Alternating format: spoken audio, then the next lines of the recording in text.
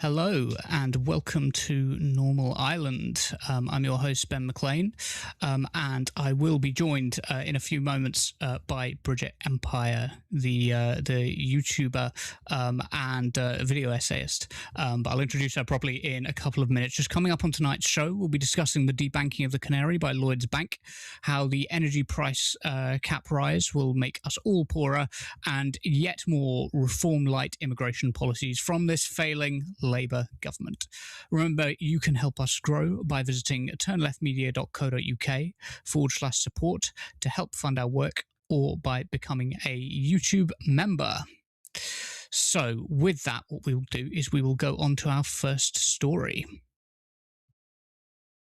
So, Lloyds Bank has debanked the Canary, and it sets a terrifying precedent where any of us could be cut off from our money at any time by large banks. Our access to food and shelter cut off from us. Our banks hold extraordinary power over us, so they are restricted from withholding funds on the basis of political opinions by Regulation 18 of the 2015 Payment Accounts Regulations, which reads, "A credit institution must not discriminate against consumers legally resident in the United Kingdom by reason of their nationality or place of residence, or by reasons of sex, race, colour, ethnic or social origin, genetic features, language, religion or belief, political or any other opinion, membership of a national minority, property, birth, disability, age, or sexual orientation when those consumers apply for or access a payment account." So in legal terms, they can't take away your bank account. It's unlawful. But in this case, they have. In de facto terms, they've taken away the Canary's access to their funds. When I say they've been debanked, it's important to be clear. What I mean is they've been restricted from accessing their funds at all, and haven't as yet been told why. You'll remember that Farage was also debanked by Coutts Bank. A very different situation, which we'll get into, but nonetheless, a bad precedent to set. The Canary clarified that despite banking with them for almost a decade, they are currently withholding a substantial amount of money. We're left with barely any funds. The Canary is now in a financially precarious situation.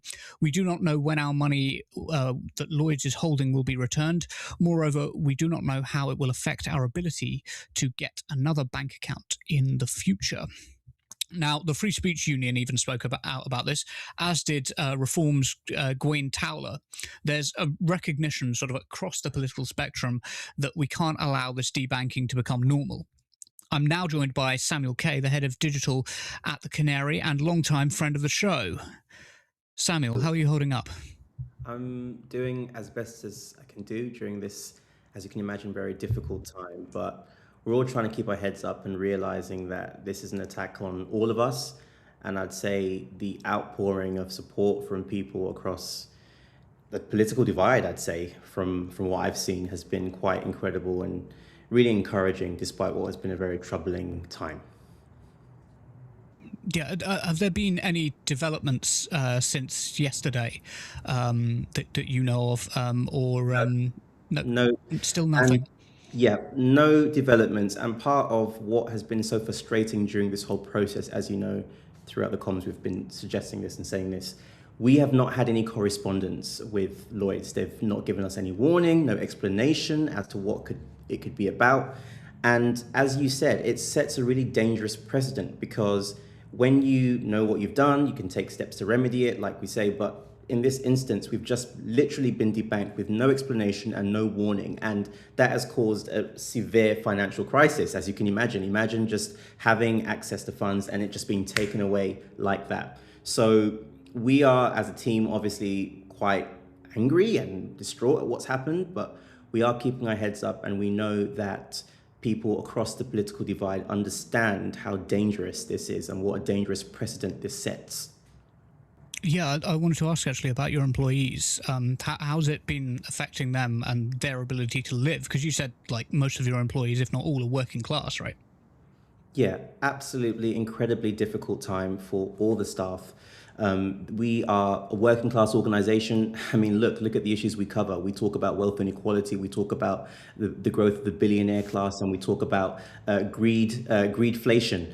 So we are incredibly aware of the stresses of the economy, and now having to face it in a really tough position because of how this bank has debanked us with no warning, no explanation. And I just say that we are, like I said, have been put into this horrible situation, but we are carrying our heads high because we know that, listen, the establishment has come after us because we are obviously triggering them. We are doing the right thing. We are speaking truth to power. We are holding power to account. So it's a drastic move, but also not so surprising that the establishment has come after us this way, because we really try to continue to expose the corruption that goes on in this country and around the world, and we are not going to stop. Yeah, the weekend I was at the Media Democracy Festival with Curtis and with Callum, and we ran into Cameron, one of your people, your bods on the ground. Really, really lovely guy, and it honestly just breaks my heart that people like him might have been cut off from their ability to like pay rent, their ability to get food. It's just so many things that you're dependent on when you've got a job like this, particularly as with like online digital media, with the stuff that you deal with. Invariably, it's going to be people who might struggle to find work elsewhere. You know, in some circumstances, it's going to be like people with, for example, disabilities who need to work digitally or need to work from home. That the Canary is going to be employing. By the way, has the and feel free not to answer this if you can't, but has the financial ombudsman been contacted? Is there any possibility of taking Lloyds to court or further litigation? Without getting into all the details, I think that we are looking at all options. I think that ultimately getting our money back, as you can imagine, is the ultimate goal here. So we're looking at all the options, and obviously we're taking this very seriously. We have been given no explanation or warning, so we'll be looking at everything that we can be doing to get our money back. Absolutely. How can people at home, people listening, people watching this later on, how can they put pressure on Lloyds Bank to try and force them to take action? Well, people have been calling. I know that the Youth Equality Coalition have put together a calling list of some numbers that you can call Lloyds on to be able to ring them up. We also know that people are flooding the social media accounts of Lloyds, associated with Lloyds, trying to demand answers.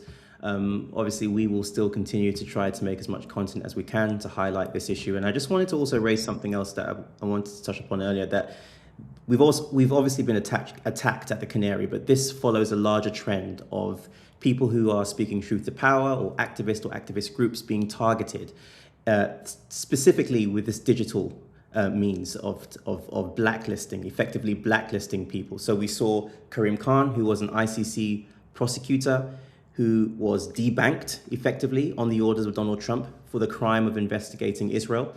We know that there's I believe her name is Kimberly Prost. Kimberly Prost is also an ICC prosecutor who found herself debanked, digitally blacklisted, again, for the crime of speaking out against Israel's crimes and the genocide going on in Gaza. So I think this is something that's happening to the Canary that's very visible, and obviously we're all talking about it, but just we all should keep in the back of our minds that this fits a much larger context and a much larger trend of activists and people who try to hold power to account being shut down.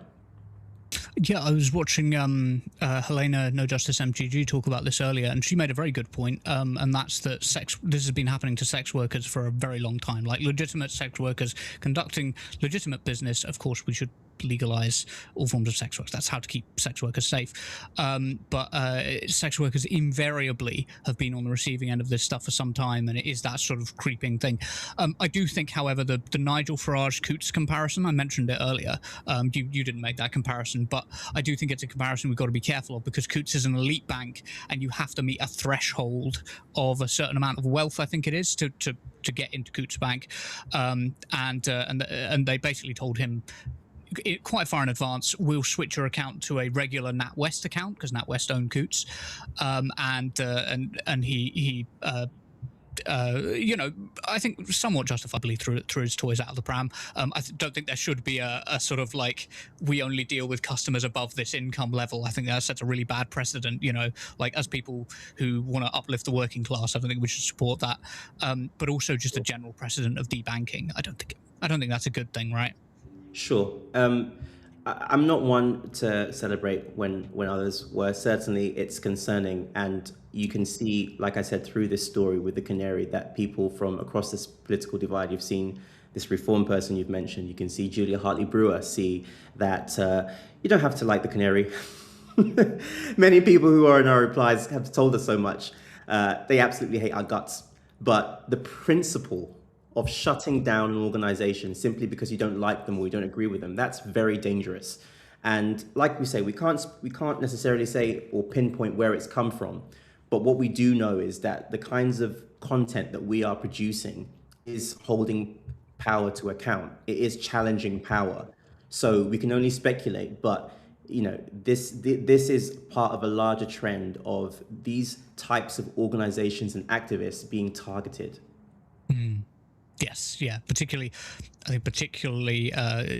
pro-Palestine / human rights organisations being targeted. I'm thinking of Kareem Khan and the ICC. ICC.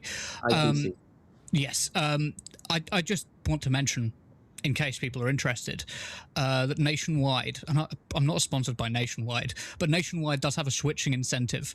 It's £175 if you switch your current account and at least 2 direct debits to Nationwide. So you could participate in a boycott here and get £175 out of it if you're feeling unmotivated to go to boycott Lloyds. I mean, a boycott is one option of what might happen, but I'm just saying it's just an option, so it doesn't have to be. Oh, I've got to change banks for nothing. A lot of banks have like a similar scheme where you can switch around and they'll give you a incentive amount. Yeah, I don't know what. Do you know what was the decision to bank with Lloyds in the first place? Do you know why that was taken? That is not a decision that I know anything about. No worries. But No, and that's totally fair question, by the way. But I think what I do know is obviously where we've found ourselves right now, which is this really precarious situation, like I said, which fits a larger trend. And I think that anybody who values truth and values holding power to account should be very disturbed by what's going on. Certainly, we've seen the same thing happen to people who try to hold Israel accountable in the International Criminal Court. And we've seen it happen to other groups that are not attached to the International Criminal Court group. So this is something that has been happening. And I think I would suggest and hope that people who are financially able to, would consider supporting the Canary during this debanking crisis, because this is something that we want to get resolved. We need to get resolved. But obviously, as you can imagine, there are bills to pay, there are staff to pay during this period while we get this all resolved. So, yeah. Absolutely. Are there lessons in this for not just the Canary, but also for smaller outlets like Turn Left, like for example Double Down News or Devara? Are there lessons in this about trusting banks and how we should divide up our money and maybe split our money between multiple accounts? No one wants to do it, but do you think there's lessons in this for left-wing media about putting too much trust in financial institutions that are controlled by the billionaire class? Look, I think it's an absolutely legitimate point. And I think that going forward, I think that the Canary, Double Down News, whoever it is, will have to think very carefully about the kind of banking that we do, who we're doing it with. But certainly, these are obviously things that will be resolved once the funds that were the Canaries are returned to the Canary. But I think that you, Ben, do raise a very good and fair point about the ways that we keep our funds in light of what we know is an increasingly surveillance state, a state that wants to shut down opinions that it may not deem favorably, which is disturbing for us all. Yes. I know that after a certain amount of time, there will be a point where there's a legal requirement to to hand over a check, I think, is the process eventually. But in the meantime, how how well are things looking, sort of on the ground? Are we thinking that the Canary is going to have to tone down some stuff in the meantime, or is it looking like you'll get through? Look, I think that we are looking to see what the support that we get is. And obviously, this is something that has rocked our world, as you can imagine. So we're kind of experiencing it now and going through it and just taking it day by day, step by step. And I think that ultimately, you know, we are a strong and very hard-willed team. We have a strong desire to hold power to account. So I think a lot of us will continue to do what we're doing. We obviously don't want to cower in the face of what the establishment is doing to us. But all I would say is I think your listeners, people listening now, maybe later on in the playback, please, if you can, I know times are tough, but if you are in a position to financially donate to the Canary to support us through the debanking crisis, please consider doing so. What's the page to donate, and how can people be certain that the donation page won't go into the closed account, if that makes sense? Because I don't know if you can still. Yeah, that's fine. I can say here that people can be assured that this is an account that is not associated with that, so that money will not be vanishing like it did with Lloyds. But so that can be assured to people. But yeah, it is just a matter of wanting to make sure that our staff is looked after for the incredible investigative and journalistic work that they do. Yeah. And is that the donation page on the Canary's main website, right? Sorry, yes. So I should say, if people are interested in donating, thank you very much. You can find it all over our socials. So if you go on our Instagram page, you can see in our link in bio, you can see our donate under the videos. On Facebook, Twitter, we've linked our donate page to all the content around this debanking situation. So if people feel as though they can donate, please consider doing so. Awesome. Thank you very much for coming on, Samuel. I really appreciate it. It's lovely to see you as always. Always lovely to see you, Ben. I love coming on Turn Left. So listen, invite me anytime. Yes, please, please, in the near future. Let's do it. Yes. All right. So, and just before I go, please, Canary. Yes. And yeah, with that, funnily enough, the next thing that I was going to say is remember to support the Canary if you're able to, and definitely complain to Lloyds Bank. But let's go on. Thank you very much, Samuel. Thank you. Cool. So now I will try and bring my other guest in. I couldn't hear her before, so I'm gonna try. Brigitte, are you here? And can you speak?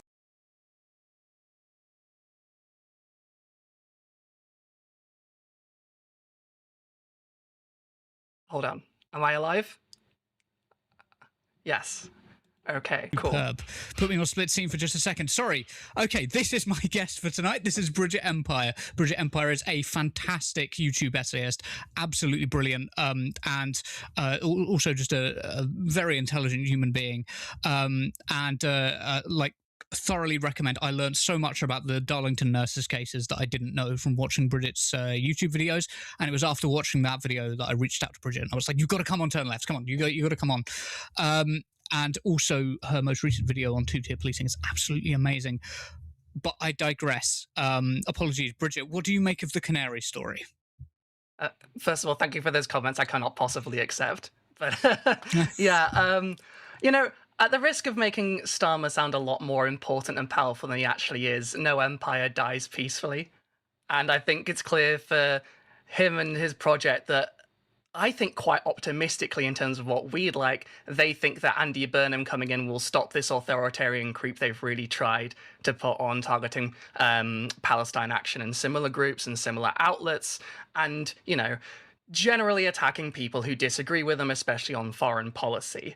You know, Morgan McSweeney famously vowed to kill the Canary or it will kill us. And I think it's quite telling that in the last couple of weeks of a project that was heavily, even now, you know, not officially there, but influenced at least by McSweeney and McSweeneyism, that the Canary is one of the last things they try and take a swipe at. Now, I think it's a terrible precedent, and it's a precedent that will certainly be exploited by Nigel Farage if he ever wins in the next election. And it's one of these cases where they make an argument where they think, oh, this will be good for society. It's not. And do not see the 5 years in the future where this can be used against any political opponent. Because once you've made the precedent that you can just go after someone for having an opinion you don't like, no reason given beyond these people disagree with us, that's a really dangerous precedent to set. And there's been a lot of those precedents made by Keir Starmer and his cabinet in the last couple of years. Yeah, I'm thinking of the also thinking about the jury trial thing. I'm like, of all the dangerous shit that you could, and you're right to bring up Palestine Action, because the prescription of organisations as terrorists, the tagging on of what is it, criminal damage with a terrorist connection. It's a very dangerous precedent to set, and you're 100% right to bring it up. I wish I could give you more time on that, but we better go on to get through the other stories, and you'll have time to talk about it at the end, because there is a comment section at the end. But with that, let's go on to our second story. So, why does it feel like life in the UK keeps getting worse in every way imaginable? It's absolutely apocalyptic levels of depression fuel living in Britain right now. Today, the government's energy price cap rose again, which will allow private energy companies to screw us all over once again. This is partly due to Trump's stupid war on Iran, backed by Farage and the Tories, which he lost spectacularly. As a result, The Guardian reports. Millions of householders in Great Britain will be pushed into fuel poverty after months of volatility on the global gas markets, as energy bills rise by more than £220 a year under the government's price cap from Wednesday. As the cap on gas and electricity rates rise to the equivalent of £1,862 a year, the number of households forced to spend more than 10% of their income on energy bills will increase to 13.5 million from almost 11.3 million in April, according to fuel poverty campaigners. The End Fuel Poverty Coalition warned that the steepest summer rise in energy charges in 4 years would leave almost 5.5 million homes facing energy bills of about 20% of their income, up sharply from 4.3 million in April this year. The charity calculated the figures based on research by the University of York. So 20% of your income, right? And that's with rent being, 40% of your income often? That's like a full 60% of your income gone straight away on profits to the ownership class.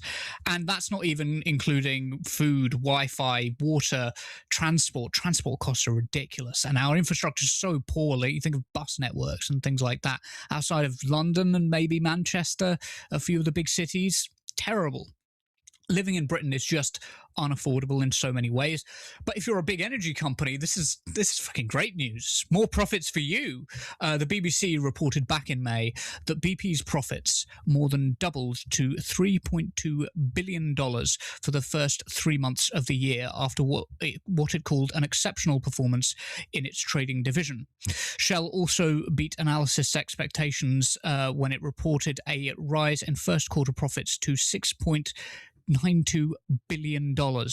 Another international giant, Total Energy, saw its profits jump by almost a third to $5.4 billion in the first quarter of 2026, driven by volatility in oil and energy markets.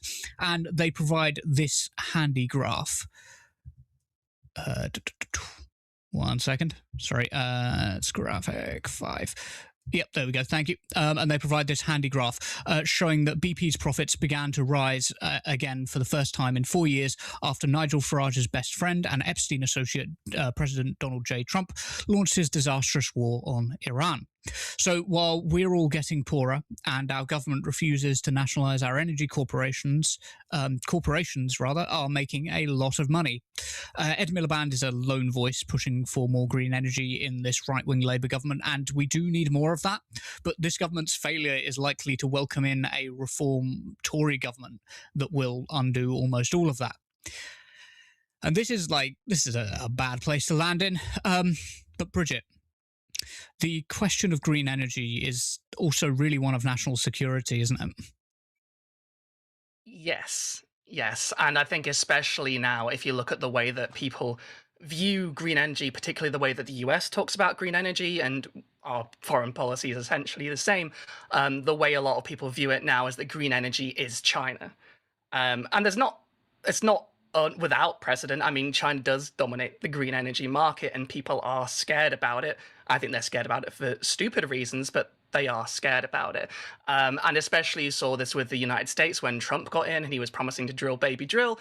There was a lot of talk of, well, you don't want green energy. Green energy is China.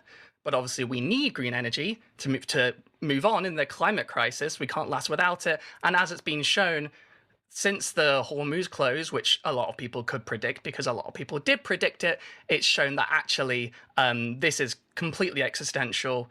There's a lot of stuff we need out of there. We haven't been preparing in time, and really, without it, you do become reliant on a lot of different things, and you have to compromise with certain things you wouldn't want to do. It's something that you could very much foresee and prepare for, but the people in power have not bothered to. And of course, with the current system we have, the United States obviously benefits from their hegemony. The petrodollar is what a lot of their penis swinging comes from around the world, with that, because they have a lot of power to do that, right? And as a close ally of the US, and Keir Starmer specifically being very willing to suck to Trump in many ways, he had many reasons in his mind to not move on towards this. But yes.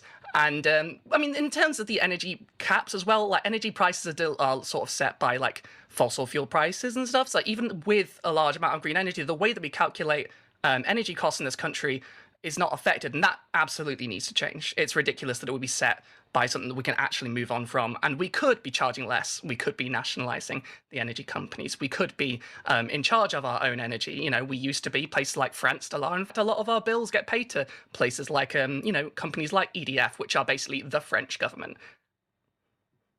Yeah, it's a wild situation where we've got, it's a similar story with transport, right?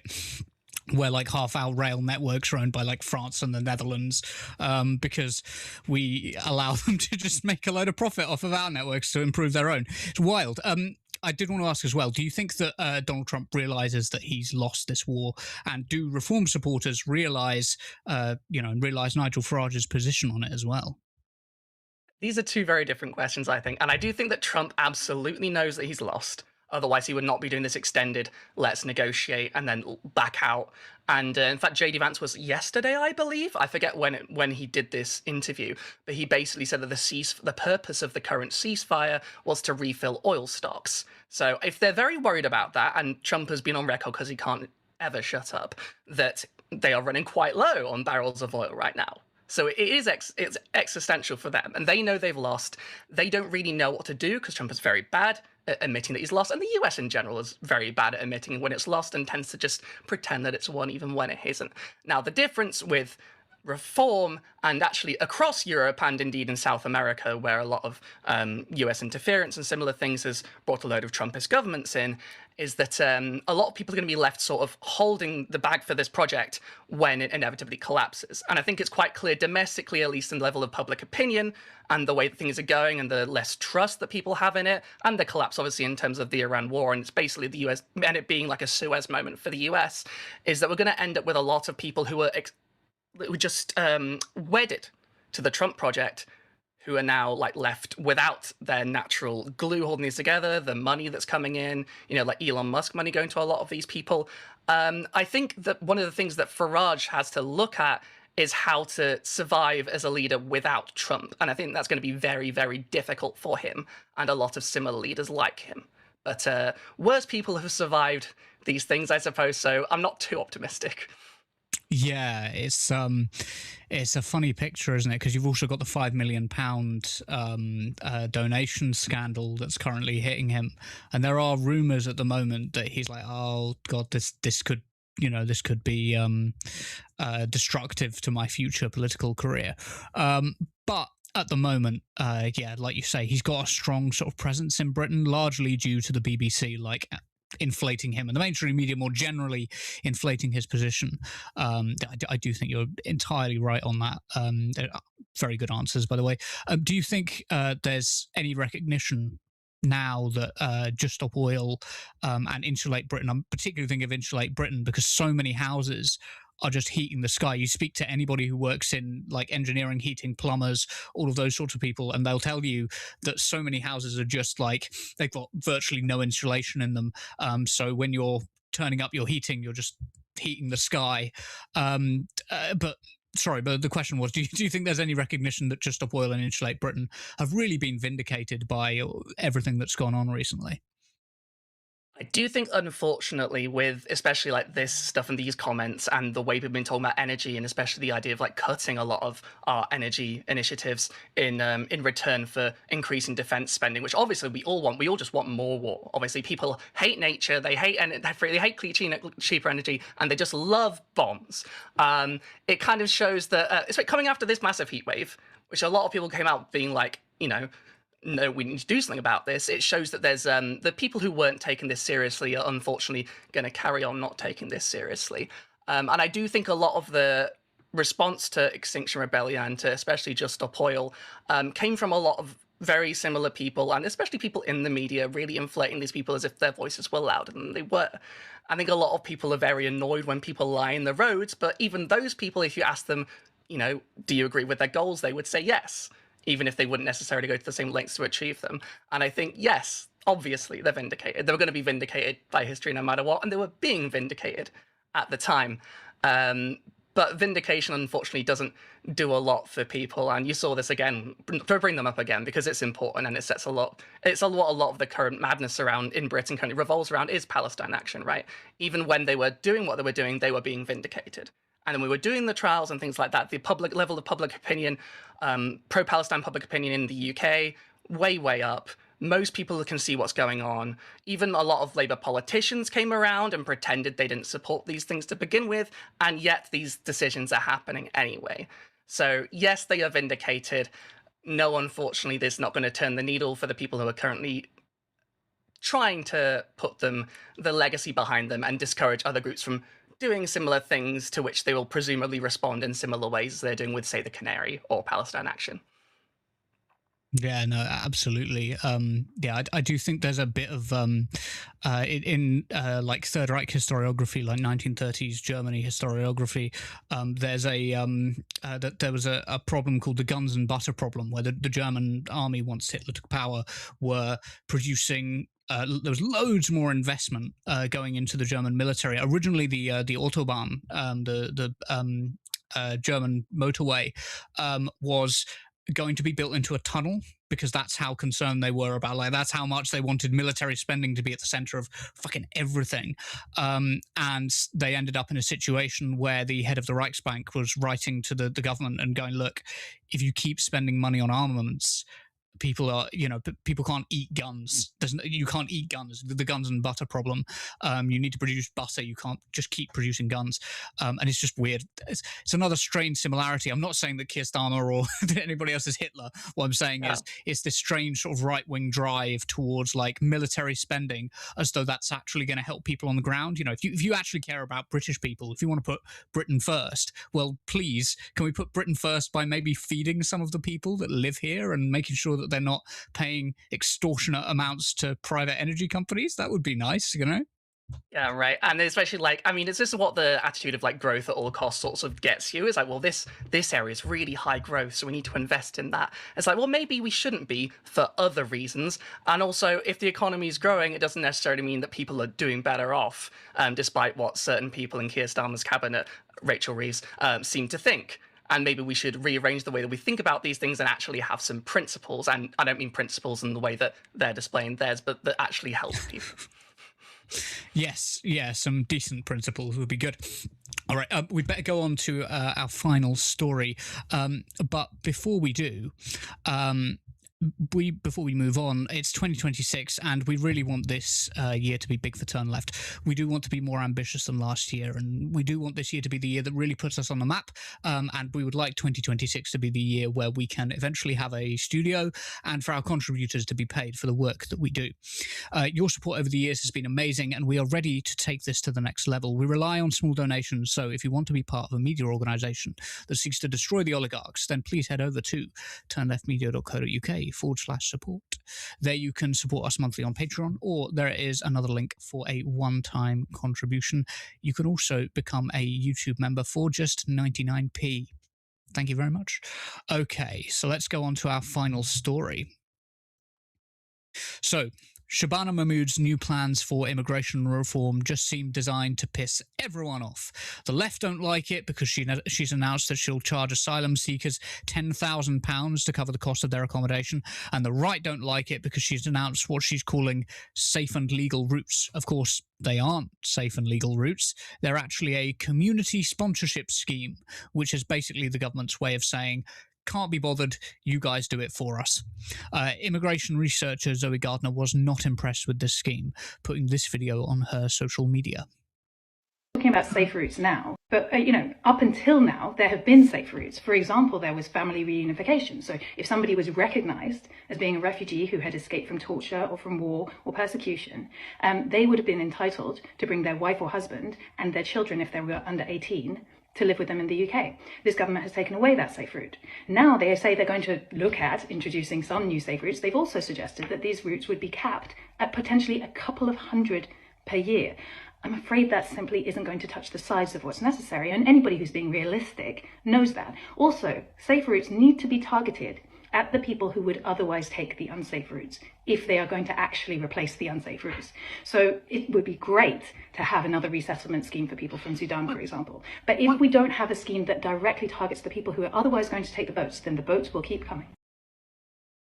The government also wants to crack down on some other refugees because they can't get enough of suffering and death by tightening the rules around family rights. The government announcement reads, as confirmed in the King's speech, the Immigration and Asylum Bill will tighten the application of Article 8, that's the European Convention on Human Rights' right to private and family life, by defining family as an immediate family member, such as a parent, spouse, or child under 18, except in exceptional circumstances. So basically, when they travel here, they won't be able to bring their family across except immediate family, so defined as a parent, spouse, or child under 18. So if you have a child who is 19 or an elderly grandparent and they're fleeing from persecution in Afghanistan, fleeing the Taliban, well, fuck them, I guess.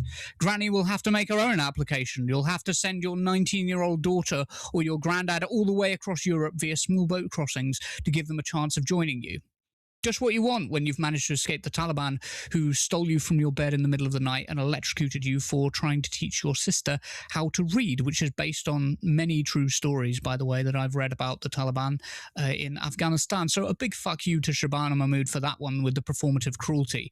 Genuinely, this Labour government in some ways I think is actually worse than Tory governments that have come before. Certainly worse than some of the Tory governments of the early 2010s.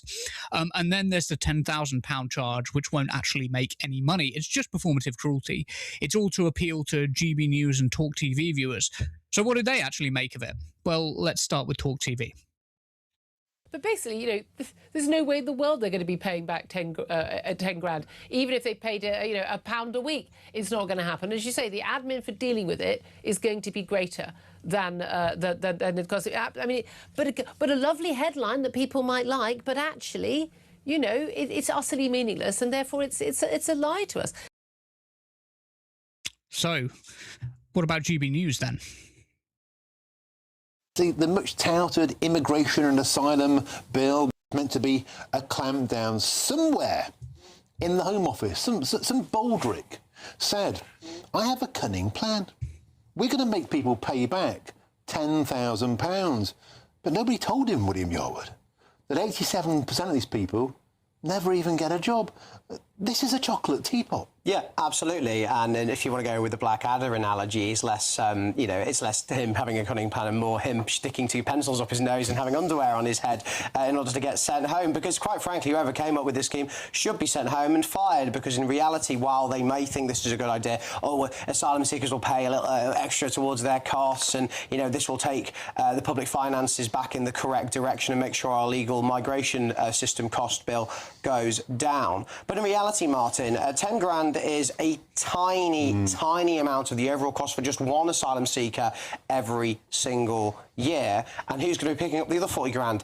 It's British taxpayers. So why on earth has Mahmood come up with this scheme? Well, she come up with this scheme because she wants to appear tough, and she's copying the Danish and Scandinavian models, which she's been very, very interested in. But quite frankly, I don't even really want them to be paying towards their asylum system costs. I want them gone, and that's the end of it. And I think most of the British people want them gone as well.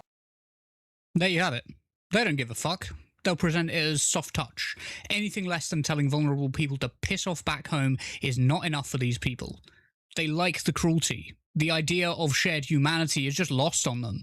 And Shabana Mahmood can be as cruel as she likes. They're always going to be more cruel. That guy was from the Taxpayers Alliance, a right-wing think tank. They're the perspectives that GB News is interested in. They're not bringing on Labour ministers to say, wow, it's so great that you screwed over refugees in this way. It really makes me want to vote Labour. No, they're still cool. They're still calling Keir Starmer a fucking communist. But that's the way these people are thinking. Brigitte, let me bring you in. What is Labour thinking by trying to appeal to the right wing in this way? Oof, I mean, this is one of these topics that some of these opinions I have on this, I cannot say in public for obvious reasons. I mean, I think if you're redefining safe and legal routes as this is just horrendously cruel. And even at its best, it would remind me of David Cameron renaming the minimum wage the national living wage to make it look like people can actually live, which obviously disgraceful, but this is even more cruel. I mean, look, Peter Mandelson famously said that the left have nowhere else to go. And McSweeney fully believes that. A lot of Keir Starmer's cabinet fully believes that. I don't believe Keir Starmer believes in anything, but the people around him believe in that. So one of the reasons they can only turn the racism dial up and do more cruelty instead of doing anything that would actually help people is that their entire project is defined, first of all, when it won the Labour leadership election, when it was purging people, and after, by its enmity towards the left. And what's seen as a sensible but necessary policy is cruelty, and it's stuff that you definitely wouldn't see in, say, the 2017 Labour manifesto, which is how they're defining themselves, rather than by what they should actually do and what would actually help people. So the more unpopular they get, and they are very unpopular, and they know they're very unpopular, they start to know they need to change things, specifically because when they got unpopular before, they said they needed comms, and they said, we understand you want us to go faster, and everyone's like, no, we want you to do something different. But they cannot appeal to the left, because for the McSweeney project, and this is still a part of that, even if it's not there, that would be suicidal. That's the death of the Labour Right project, and you would be then giving in to people like Andy Burnham, who for some reason they see as like Lenin reborn, even though he probably will do basically everything the same. So, they do have, and I was alluding to this before, they do have some principles, and their principles are, let's not do anything that the Labour left would do. The problem is a lot of the Labour left's ideas were there because they're basic humanitarian responses and lack of cruelty and, having empathy. And I do think, despite all evidence, because the evidence is really in, they genuinely think that this will appeal to reform voters. And I think they need to believe that, because otherwise they need to start appealing to the left, who they've been losing en masse to the Greens and to people not voting. And if they do that, then the whole project is dead in the water. But I have to imagine, and I will say this for Ed Miliband. I believe Ed Miliband has a conscience. I've seen it on occasion. He's in that cabinet. I believe there are people in this cabinet that know what they're doing is cruel and know what they're doing is wrong. So maybe we will see pushback. But again, this is such a pushing these things through last minute while they still have the reins, and pushing the most cruel things through while they still have the reins, it just shows how deeply ideologically committed they are to this. It's not just a thing to get reform voters, even though I do think Morgan McSweeney thought that would work, despite all evidence. I think it does demonstrate that they genuinely believe this. You wouldn't be pushing this through on the way out if you didn't think this was existentially needed. And that is quite scary, especially seeing as even if by some miracle Andy Burnham's been hiding that he's a secret leftist all along, which I do not think at all would be the case, there's still a lot of these people in the front bench, if not the back benches, are full with people very loyal to the current Labour NEC and that were chosen by the current people who are pushing these things through. And that's not something you can just hand wave away, unfortunately. Yeah, no, I think you're absolutely right on that. 100%. I also I really do like what you said about the living wage, and the way that they like to co-opt the language of progressivism and the left. I'm also thinking of do you remember Keir Starmer's like missions? He was on about missions, and of course that's stolen from Mariana Mazzucato and her book, The Mission Economy, which is a very different picture to what we've been given by Keir Starmer. This performative cruelty, it's like they're digging a hole. The part of it, they're digging a hole, they're committed to digging the hole, and no matter how much you tell them, look, there is no buried treasure, they're gonna keep fucking going. About the community sponsorship scheme though, do you think there's a chance of that actually working, that people will pick up on that? Or do you think just not, like Zoe says, kind of not in the numbers that people need? I mean, I hope it does, just because I want people to be safe and for the cruelty not to pan out as it does. I'm no expert on this, on the law and like how this stuff works. Do I think it will work? No, I don't think it'll work. I think it's been pretty clear for a long time we need not just things called safe legal routes, but actual safe legal routes.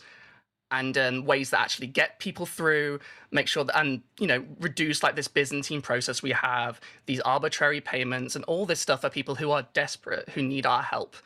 And I think half of this, also this hysteria, is because of the way that they've done stuff like this, where they've said that they're helping with something, they put some arbitrary cruel thing in, they make it very difficult for people to get the help they need, and then people have to resort to things like coming over the channel in a boat. And then people get scared because they keep seeing boats on the news. Well, you wouldn't have that if you just opened up safe and legal routes. And, a lot of people in communities will want to help. And, I'm also one of those people. I think that's a good idea, that people should be able to help. But people are doing that already. I don't see how this is going to be a big game changer in that respect. And I certainly don't think it's going to be one of these things that will actually please the people that they think this will please, in any respect at all. And given Shabana Mahmood's other positions and the way that she's been acting, I suspect it's designed to not work as not be a solution. I mean, I've not seen all the details, but I would be incredibly surprised if this was super effective. And I hope it is. I hope it is. I hope I'm completely wrong. Please prove me wrong. Yeah, no, I don't think it'll work. Yeah, no, you want to be proven wrong when you're saying this. It's like when I say that, I don't think that Andy Burnham is going to be left wing. I don't think he's going to be much of a change from Keir Starmer. He might speak a bit better, but I don't think he's going to be much of a change from Keir Starmer. And I hope I'm wrong in that as well. But at least Andy Burnham does not have the haircut, the bob that makes you evil. The haircut that all like Labour right wingers have to get in order to be horrible to refugees or trans people or whatever group it is they happen to be targeting this week, disabled people indeed. But yeah, no, I absolutely agree. And thank you for your contributions there. Shall we go to the comments section where you and I and Curtis are going to talk to some comments? Let's go. Hello, everybody. Hello, Curtis. How you doing? Yeah, very good. Really entertaining. Brigitte, absolutely fantastic. A pleasure to have you on. Really great comments. Hopefully, you will be returning, because we would love to have you back on the show. I'd be very happy to. Thank you for having me. Of course, we had Samuel K earlier, who's obviously a big friend of the show. Spoke about the huge story of debanking. And when I go to the comments, I'm going to try and do it in order, but obviously I'm going to do as they come. However, we have got some love for Brigitte. Dominic Jones says, just shouted no way when I saw Brigitte's name. I mean, who did you shout to? Just to yourself? Anyway, we love the enthusiasm. But I should probably go to some super chats first. So Michael gifted a Turn Left membership. Thank you so much. Always showing up on every show. And you also gave £2 because you skipped 2 shows and I couldn't dono. Yeah, apologies for missing Friday and Monday. We've been busy. We've got some plans, I think. Some exciting plans which I'm not going to reveal. I'm just going to keep teasing you. and hopefully some of those plans are going to be implemented quite soon. But we'll see. Ollie with 5 turn left memberships. Thank you so much. Much appreciated. Thank you, Ollie. Always good to see you. Sub System Vids, very generous with 10 turn left memberships. Again, thank you so much, guys. It's so appreciated. And Specs with 5 turn left memberships. Interesting, though, we did say, I mean, obviously, we really appreciate the donations, but we did say, obviously, like, if you do have the money, please consider donating to the Canary, because the biggest issue we face with this debanking is staff are not getting paid. And of course, it's easy to look at to be honest, the Canary is quite a big institution now. It's easy to look at a big institution and you're from the right wing and you go, ha, screw them. I've seen them say bloody commies, whatever.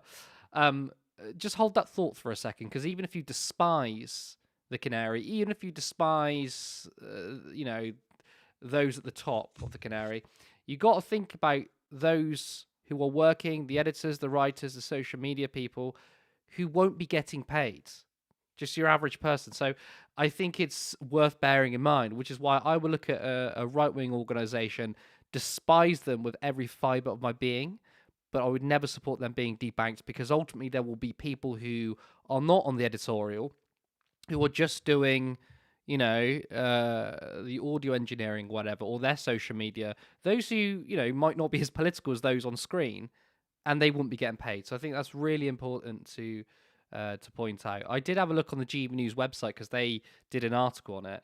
And no surprise, every single commenter was like, good, they deserve it. I was like, yeah. There's no more free speech from the right, shall we say. But hang on, GB News reported it, and I think the BBC have still yet to, right? No, the BBC haven't said anything, and I don't think they will, to be honest. Everybody else has. We've got Double Down News Navara. We've got the National Scots. They've reported on it. We have as well. I also want to say to Lou Garou, 20 turn of memberships. Thank you so much. It's really, really generous. Let's go back to your comments. And as MK says, it says Donathan for the Canary. Did you spell that wrong, or are you saying it's like a marathon? Because I think on Twitch there's something called what's it called? Donathan. Hype train, that's it. Hype train, and then people go on a hype train. I don't know if it's that or you just spelled it wrong, whatever. But anyway, you said donate to the Canary, and obviously, people can. Then that'll be great. This is quite funny from Michael. This is quite funny from Michael. Does McSweeney work for Lloyds now? Well, if people don't know about the story, Morgan McSweeney tried to get the Canary shut down, and that was leaked recently, or maybe last year. He famously said, if we don't destroy the Canary, they will destroy us. Of course, the Canary don't know the official reason. We can't say that. Still funny, though. Yeah, Brigitte brought that up earlier. I totally missed that out of the story. I did hear somebody say that, and when Brigitte said it, I was like, oh, yeah, I should have included that when I was talking to Samuel. But yeah, extremely convenient that the Canary will get taken down in the last gasps of his project, given his personal enmity towards them. Yeah, and it's worth pointing out that obviously Morgan McSweeney resigned halfway through the year or a few months ago. But then right at the end, he rejoined Starmer's team. So he is in the halls of power again. Jimspeak says debank Lloyds, which is very clever. Now, technically, Ben, you were arguing for that. And to be honest, this is really interesting as well. I went on the Instagram of the Lloyds account, flooded with comments saying, why have you debanked the Canary? We're switching bank accounts. So apparently people have been calling up Lloyds, so that's very funny. Get what you deserve, I suppose. Leonard, I found from door knocking, so this is obviously into the next story about energy. I found from door knocking that more and more people are becoming climate deniers from the right wing by being bought by oil tycoons. This is incredibly depressing, because I did say on Twitter that Twitter is real life and most people are not climate deniers, because polls show that even majority of reform voters want that. But for you two, do you think that actually climate denial is on the rise, or is it just capped at, Twitter? I have some thoughts on this, and I think, unfortunately, Twitter is not real life, but to some people it is. And I think you definitely see that, for example, with the recent Makerfield by-election, the turnout for Restore. I think a lot of that is extremely online boomers and extremely online right-wing people. And I think a lot of those people will be influenced in this direction. I don't think it's the majority, but a lot of people, ourselves included, learned a lot from the internet and were influenced by certain people on the internet. It's not equivalent, but it is a place where people stay and learn and they go down certain paths, and certain people will go down paths that based on evidence and, materialism, and certain people will, watch Alex Jones melt down over his thing getting stolen and taking his shirt off and screaming. And apparently that's really popular. Yeah. Yeah, I do Popular think on the left as well for different reasons.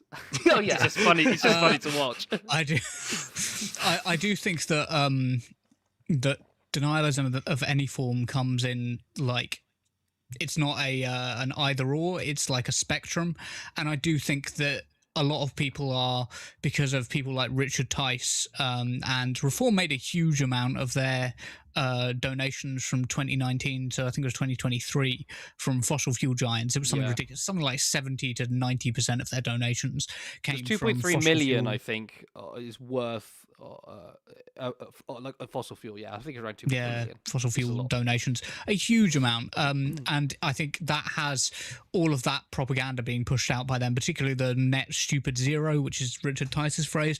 I believe that has made people more like soft skeptics, and I think that's probably more common, is more like or the sort of like the China argument, the oh well, China's pumping out loads of emissions, it doesn't make any difference what we do, blah blah blah, ignoring of course that a lot of our production is outsourced to China and other places that have large fossil fuel emissions. Also, please look at per capita as well. Please look at per capita.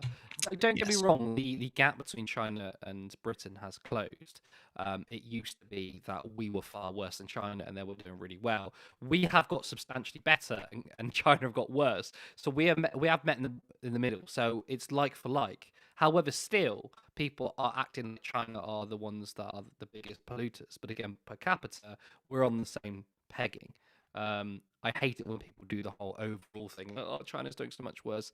Do per capita, please, because obviously they have a far bigger population. It's also not a reason, even if they're the biggest polluters, it's for us to say we need to do better. I think you're right, though, Ben, about how it's the soft deniers. It's not. Most people reject outright, like, oh, man-made climate change doesn't exist. But what I see from Reform is, man-made climate change does exist. It's just not as big of a scale. Of course, they're trying to groom people into that position. Eventually, they are going to try and push it has nothing to do with human beings, which is a lie from Reform, because Richard Tice, like, he knows he's lying. He knows he's grifting because he's had 15 years worth of green investments, or he's invested in green technology for the last 15 years. Now, if you're someone who doesn't believe who thinks that net zero, or net stupid zero as he calls it, is silly, then why is he doing that? Rupert Lowe's another one. He always downplays the climate crisis. The man's got fucking solar panels on his farm. They're all grifters. They don't believe in anything they say. Yeah, 100%. I'd be interested too, actually, what the age divide is like on that as well, because I've seen a lot of even like people on the right wing. There's like eco-fascism is definitely an undercurrent that we need to be looking at in the next few decades, because it will become an issue. I think a lot of older people definitely don't want to take a lot of action. It's more like to be with older people. And I specifically hear the China excuse from a lot of people, also of all age groups as well. I've heard a lot of that from like Labour right people as well. Like, oh, well, we can't do anything because of China. Well, China's actually building their green capacity. We could also be doing the same. But they act like, well, as long as China exists, there is nothing to be done about climate change. It's like, well, that's a completely backwards attitude in every single way. Helena said as well, she's tweeted a few times, but she tweeted again today, please, can we just start like she said that the political discourse would be so different if we started accounting for age. Because often polls never speak about age. You have to go digging for it. And that's the real divide. So sometimes you'll see, well, that's quite a high percentage of people who have the most regressive opinion. But then you look at the polls, it's like everyone below 65 is like pretty reasonable. 65 plus, oh, they just want death to everyone. I mean, the one that infuriates me so much, and I think people can be bored that I bring it up, but it pisses me off so much, is free buses. Now, the 65-year-olds, you knew I was going to say it, the 65-year-olds get free buses, okay? They're the only ones, the only age cohort. Now, a poll was done on should those, I think it was below the age of 18, get free bus passes, and every group said yes. Apart from the over 65s, and they're the only fuckers that get the free bus pass. That one just really, really just epitomised. And I think people kick off me when I say boomer energy. I'm actually not going to say boomer. Not going to say boomer energy. I'm going to say, well, it is boomer, but not all old people. A particular kind of old people under Thatcher's Britain. It's not that you hit a certain age you become more selfish. It's just that this particular age cohort in the boomer generation were born under Thatcher. I do think that when we get to 65, we're all going to be communists anyway because the world's getting worse and worse and we're all getting more radicalised. Yeah, when they said pull yourself up by your bootstraps, what they meant was pull yourself up by your bootstraps and walk 1.5 miles to school, you little fucks. Like, that's what they meant. Like, back in my day, I used to do 72 hours, walk on glass to get to work.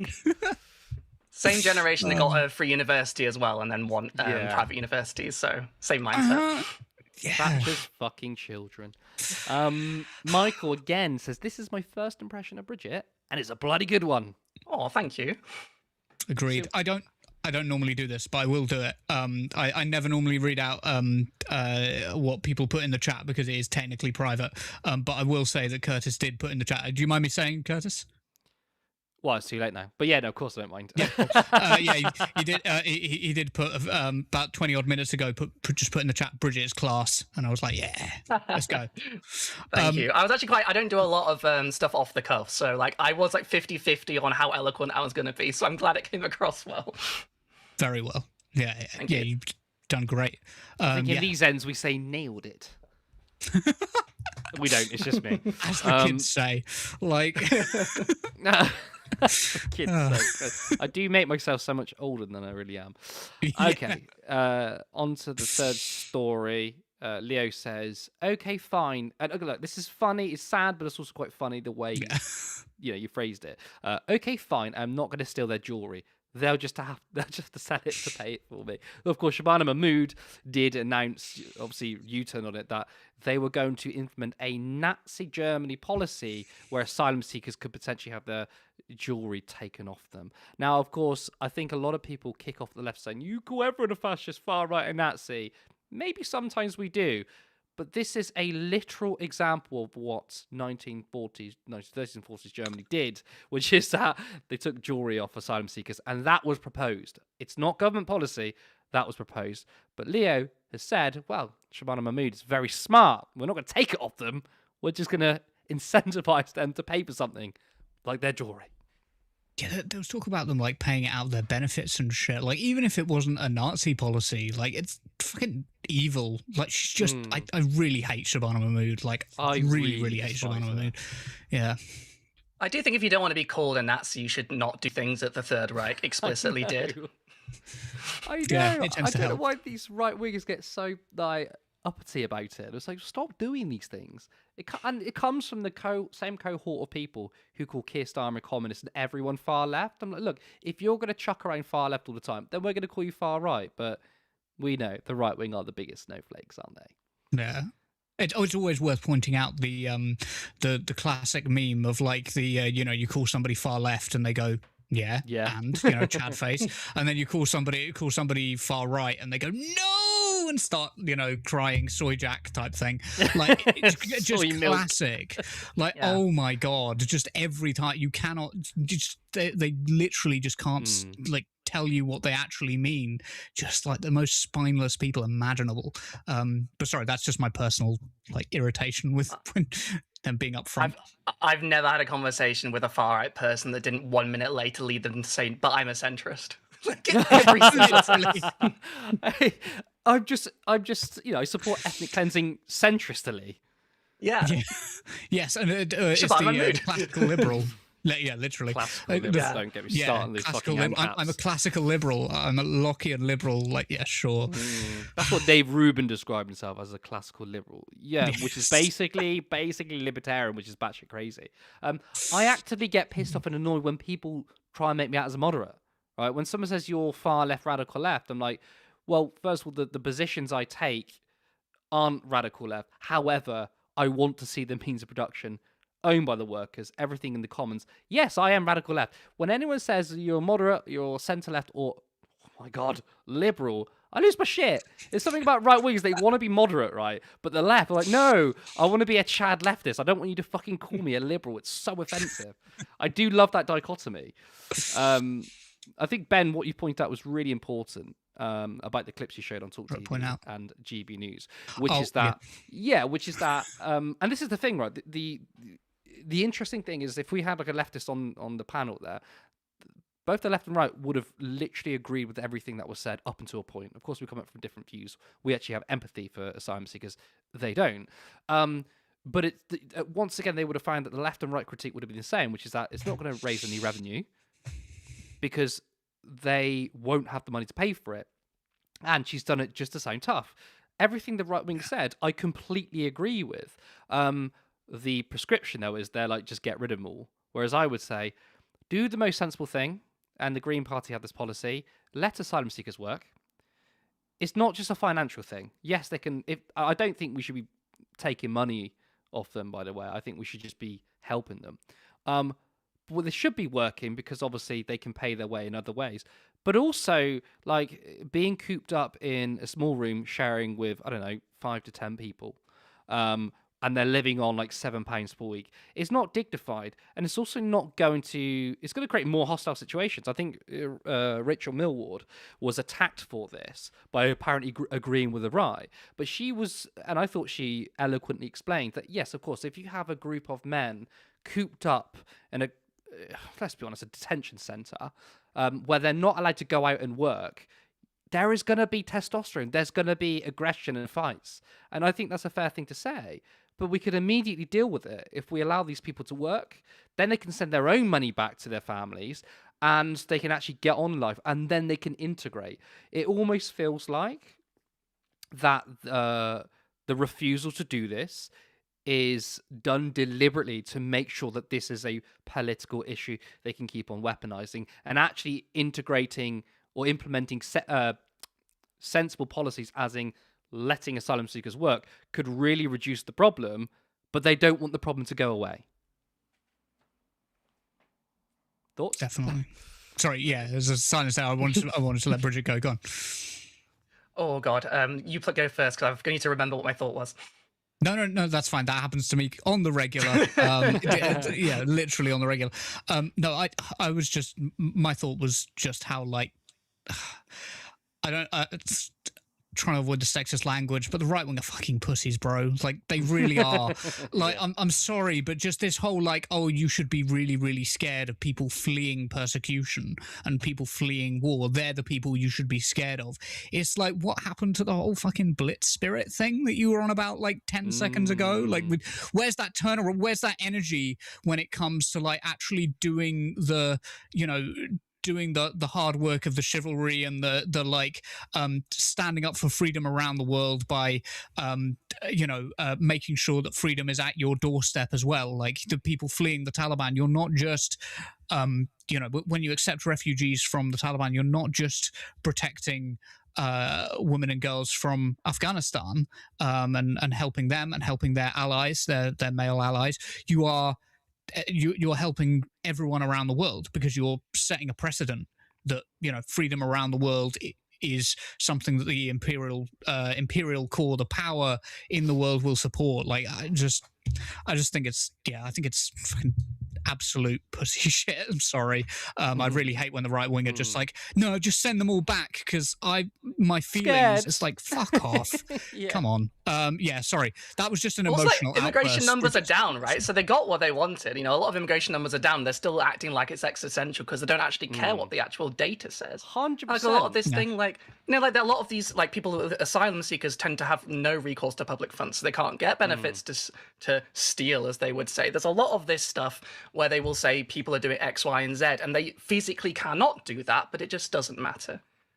Yeah, it's like centrist politicians or centre-right politicians are incapable of understanding where the right wing are coming from. Like, the right wing are not coming from, this is our position, we really hope you adopt it. They're just trying to push the window. So, for example, when it comes to immigration, they'll say stuff like, "Oh, it's only illegal immigration that we're concerned about." All right, then the government then says we're going to focus everything on illegal immigration, and then they're like, maybe a bit of legal migration as well, and then the government like, okay, then let's do something about legal migration, and like, bit brown, innit? And they keep pushing the envelope, and that's the point. That is the point, which is why when this Labour government implements something that's closer to the view of people on the right, they don't just accept it. A good example is the crazy idea that everyday people, random people, can be selected on asylum cases, right? And the right wing, Adam Brooks particularly, is attacking it. And I'm thinking, hold on a second. Like, I thought you thought judges were woke. And now the average citizen is allowed to make a decision on this. I thought you'd be celebrating. But no, his excuse was then, oh, well, this Labour government's just going to fill it up with far lefties. Again, the government doesn't get to decide who does it, but you've just pushed the envelope. And by the way, if you're going to get the average person to do it, you don't know which way it's going to go. I mean, I heard an LBC caller who said, I hope I'm selected, because if I had the chance, I would just say no to every single one of them without even looking at their case. Like, you could be dealing with absolute knuckle draggers like that. I want to correct myself. Well, Vicky is correcting me, and I'm going to agree with that correction. Vicky Clee with £5 Super Chat says, that cohort were not born under Thatcher Curtis. They voted her in. Born under Thatcher, her children are 50 years younger. Sorry, that's what I meant. I don't mean people born under Thatcher, but Thatcher's children, as in those that ushered her in. They have become the very selfish generation. The point I was trying to make, though, is I wasn't saying that you hit 65 and then you become reactionary, you become selfish. I'm saying this particular iteration of older people, I think, are quite selfish because of Thatcherism. And that's why I think when we're older, we're going to be more altruistic, egalitarian. Let's hope, anyway. Yeah, there is some evidence that for some time we've been studying geontology and age, political aging, and we've been going, oh yeah, well, people seem to get like more right wing as they get older, but it was just like one generation, they were just incredibly right wing because they'd been given a fuckload of housing in the 1980s, and that. I think political scientists, political analysts' thinking has actually shifted on that, particularly given the situation we're in, where I think the majority of under 35s would vote for the Green Party, which is a wild situation to be in. But at one point there was a poll that showed anyone under 65. Again, 55. It was 55 and 65, but sorry, I said 35. Was a slight outlier. Well, I mean, I think it fluctuates between support for Labour. So, it might be closer to 35 now if Andy Burnham is successful in bringing those Green Party votes. You can't really dismiss the importance of the internet here either. I think, there's a lot of, I know our generation, when I got even when I was 18 and whatever, you didn't learn about stuff like socialism and things like that unless you took a sociology class or political science. A lot of that stuff you get from the internet. A lot of people have access to these ideas a lot earlier, and they can learn different things that are not necessarily going to be screened to them by the BBC, things they won't be educated on. And that does go both ways. But I think in general people, when you're younger, and especially our generation, we're used to a lot more diversity and stuff like that, and we tend to like it. So you're not gonna necessarily sympathise with guy who wants to burn all the boats down. You're gonna hear out the other side, and I think that is to our benefit. Yeah, massively so. It does always make me laugh that the right wing think that what socialism is, or indoctrination into socialism, is just when you learn about socialism. It's just any form of learning about Marx socialism is always just sort of characterized as, well, that's socialist indoctrination. I think it says a lot about what socialism is and how logical it is that a lot of people go into university and they start learning about Marx and Marxism, and they're told that they're being indoctrinated into those things by the right wing that refuse to actually look at any of it. Does anyone remember that social media trend for a short while called super capitalism? Oh my God, yes. It was brilliant, wasn't it? I think I remember that, yeah. Yeah, so super capitalism, and it was basically, what if those that work in factories or in their firm, they controlled it and they made the decisions, and we're going to call it super capitalism. And Liz were like, this is so based. It's like, I mean, it's socialism, but you know what? Let's just call it super capitalism. And it's so funny how like labels just really like dismiss people. As soon as you say socialism, we're like, that's socialism. And it's like, okay, but like the shit you say on a day-to-day basis, you sound like a fucking commie, bro.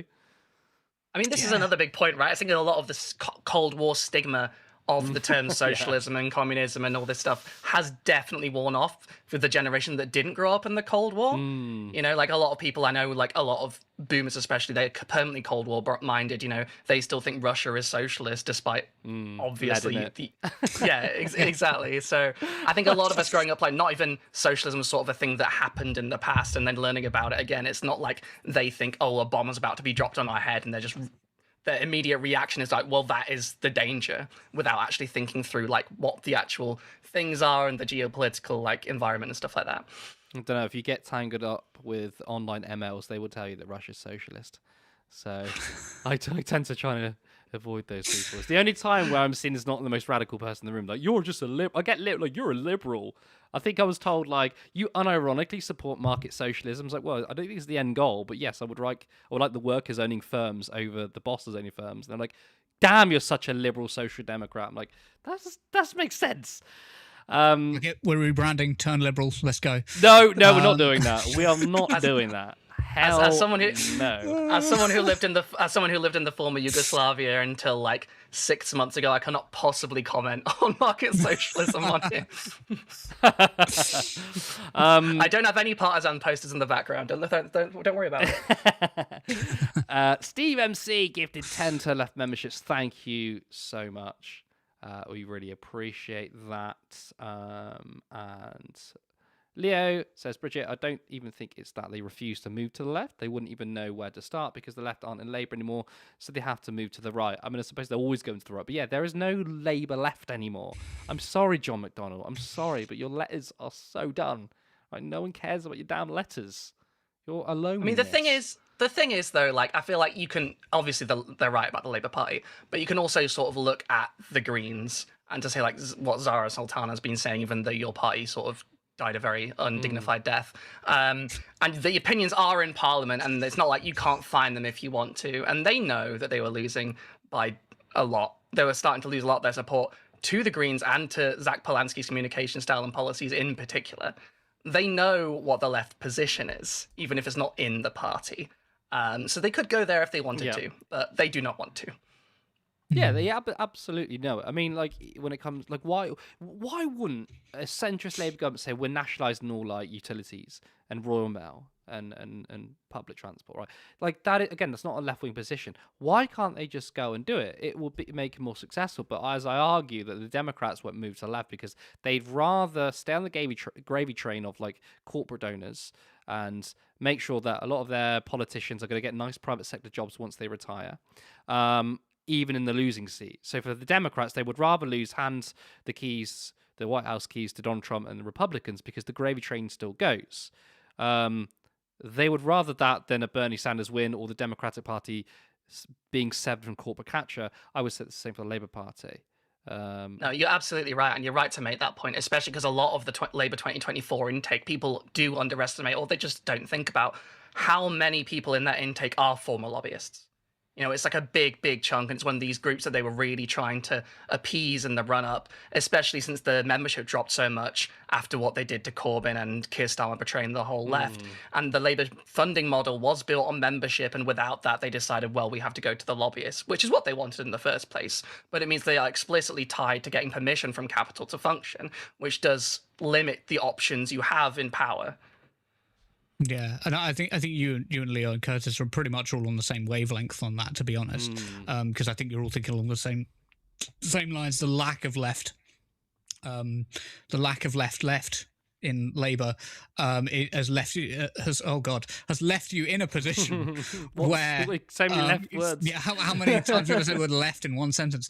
Has left you in a position where it's like institutional capture, which is precisely the point you were making earlier. Like when we were talking about the story, which is like, you know, that he wants to. You know, if Andy Burnham even was left-wing, if he was to reach out to the backbenchers are all like, well, I'm only here because Morgan McSweeney said I was all right and gave me a pat on the back, which is, yeah. Which, interestingly, by the way, Clive Lewis admitted, because, spoiler alert, we met Clive Lewis at the Media Democracy Festival, and he said that he spoke to some backbenchers, the new 2024 intake, and Morgan McSweeney sat these people down, like in small groups, and basically said, you are here just to be sort of cheerleaders. You are not here to. I think it was. What was the term he used? Like, I think he said, "Don't get above your station." Or that's don't it. Get So don't get above your God. station. You are just basically cannon fodder. And Clive Lewis admitted that, like, that's what Morgan McSweeney said to a bunch of these MPs. It's the reason why I'm still going to be largely gunning for the Greens, even with Andy Burnham as leader. One, obviously, Andy Burnham's not very left wing, but I think people are like, oh, you know, less political people, I think, are going to swing back to Labour. But it's really important the Greens are strong because we need that Overton window.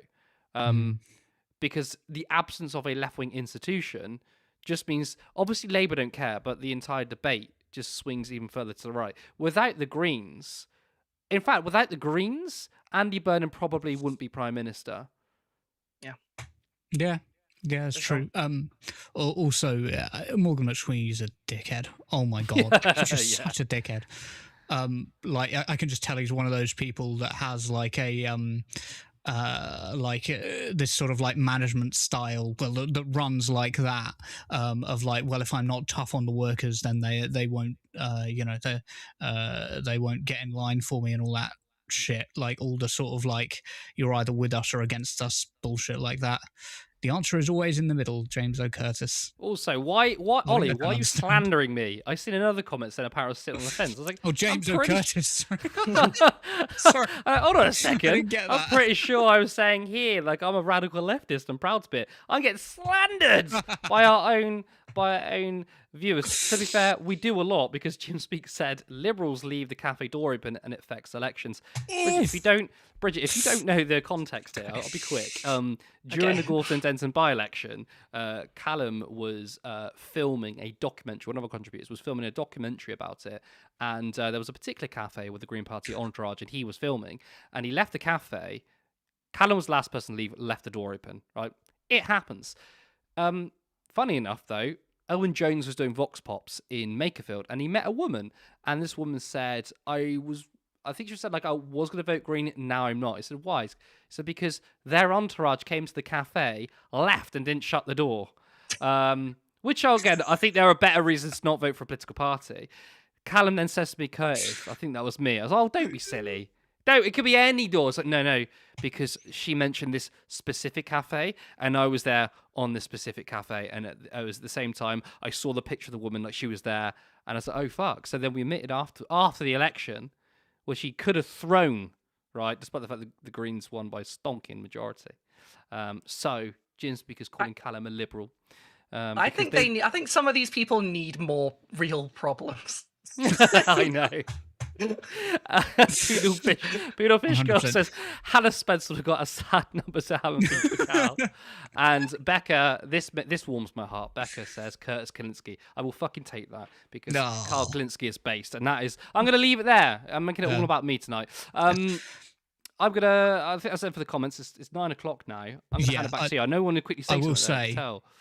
Yeah, I will say that we waited until after the election to announce that because if they'd lost by like one vote, Turn Left could have accidentally swung the Gorton and Denton by-election in favour of reform. There's no way we'd have admitted that. That would not have been good. So we'd have never admitted that online. So yeah, we can admit it now. It's a funny story because she won by a lot of votes. Fuck Hannah's good. Yeah. Oh, not surprised by Ollie. Yeah. I'm just not surprised by Curtis Castani. Yeah. Oh yeah. All right, I'm gonna hand back. Great show. Superb. Thank you very much, Curtis. Thank you for doing the comments for us, Curtis. Appreciate it very much. Thank you for coming on as well, Brigitte. You have been absolutely fantastic. Where can people find you? And is there any of your work you want to highlight? Any streams, podcasts, possibly by the name of Left Wave, that you might want to highlight? Yes, so depending on what has happened on my Discord since I've been on here, I may or may not be doing my podcast Left Wave Transmission tonight. If not, it will probably be tomorrow. Either way, it'll turn back up at some point. And that is supposedly a weekly podcast streamed from my channel and the channel of a few of my friends. Pretty much all of them are trans. Matriarchetype, who lives in Japan, Swolsome, who's in Canada, Turb's also in Canada, and Soul Bunny, who's in the US. And the idea is sort of to get like a leftist mafia style, like global sort of news commentary thing with a lot of trans people in it, which is fun. I enjoyed doing it. You can also find me on Brigitte Empire YouTube channel. That's BRIGITTEEMPIRE, and there I make video essays too often for my mental health, but not often enough to move out. So that's the way. That's where I am right now. Thank you, Vicky, for the £5 donation, by the way. Thank you very much. Sorry, I didn't read the comment out. But yeah, no, absolutely brilliant video essays. Need to check them out, honestly, especially as like I've been doing shopping, I've been like listening to them. As working my way through a load of them.